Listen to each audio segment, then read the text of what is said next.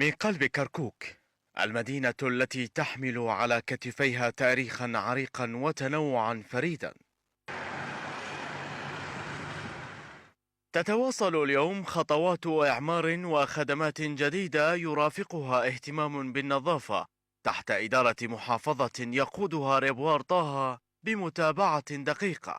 هذه الجهود تحولت إلى واقع ملموس يشهده الشارع ويلمس نتائجه المواطنون يوما بعد آخر. تحية شكر حقيقة للقائمين في المحافظة، من أصغر كادر إلى أكبر كادر. حقيقة الخدمات المقدمة في كركوك بالأخص البلدية ممتازة وفوق الممتازة. كشكال يعني حقيقة ماكو أي تلكؤ بالمشاريع. هذا لاحظ المشاريع ماكو أي تلكؤ، ماكو أي مشاريع متوقفة، بالعكس نشوف أعمار.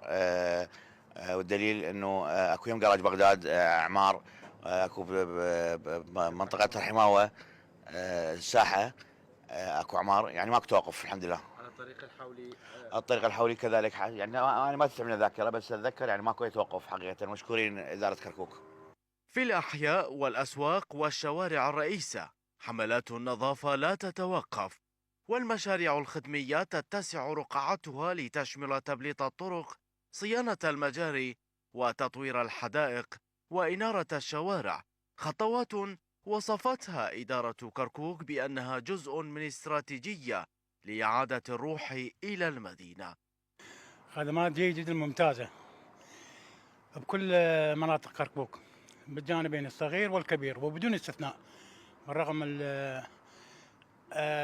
دوائر البلدية أي دوائر خدمية كلهم شغلاتهم كل زينة ممتازة، والسيد المحافظ أمينة حسب توجيهاته. زين، شنو اللي تغير بالواقع بهذه الفترة؟ اللي تغير النظافة.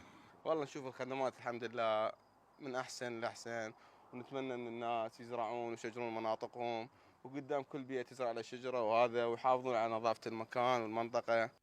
هكذا ترسم كركوك اليوم ملامح مرحلة جديدة عنوانها الإعمار والازدهار، مرحلة يشارك فيها المواطن والإدارة معا ليبقى الأمل قائما بأن تظل كركوك مدينة نابضة بالحياة تعكس صورة التعايش والإرادة الصلبة لأبنائها.